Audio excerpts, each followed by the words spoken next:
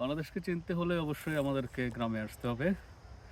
আর যখনই মনে হয় যে দেশকে একটু আরও ভালো করে জানি, চিনি, তখন আমি এবং আমার সঙ্গে যারা আছে আমার পাগলের দল, তারা সবাই গ্রামের পথে ছুটে যায়। তো ছুটতে, ছুটতে আজকে আমরা গোপালগঞ্জ জেলার মানিকহার গ্রামে এসে পৌঁছেছি। আপনারা দেখতেই পাচ্ছেন চারিদিকে একেবারে সবুজের মেলা বসেছে।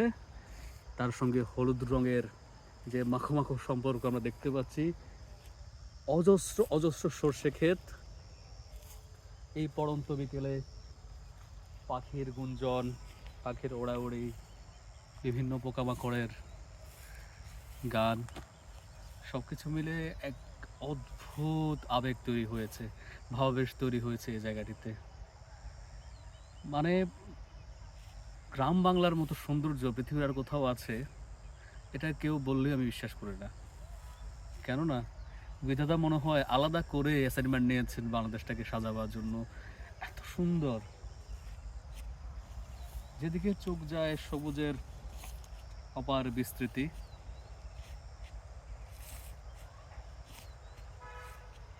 মনে একরকম আধ্যাত্মিক ভাব গাম্ভীর্য তৈরি হয় যখন এই গ্রাম বাংলার মেঠো পথ দিয়ে হাঁটি।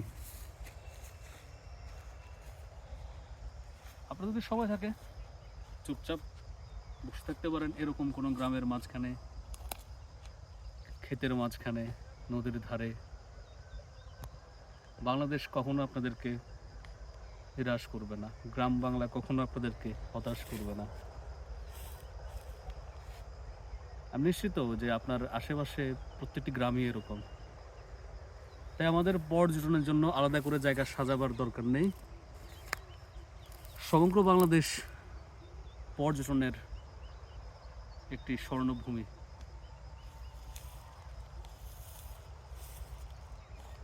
আসুন বাংলাদেশকে চিনি, বাংলাদেশকে ভালোবাসি, গ্রাম বাংলার সঙ্গে মিশে যাই, মাটির মানুষ হই, মাটি ও মায়ের মমতা নিয়ে বেঁচে থাকি।